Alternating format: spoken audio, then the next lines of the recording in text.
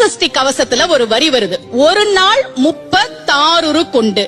அதாவது கந்த சஷ்டி கவசத்தை ஒரு நாளைக்கு 36 முறை படிக்கணுமா. படிச்சா 7 மணி நேரம் ஆகும். நான் படிச்சிருக்கேன்.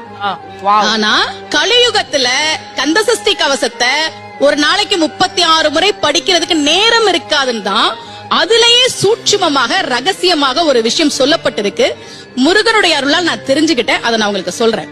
ரவண பவச ரரரரரரரா ரிவண பவச ரிரிரிரிரிரி, இதுக்கெல்லாம் என்ன அர்த்தம் நான் தேடி தேடி தேடி முருகன் அருளால் தெரிஞ்சுக்கிட்டேன்.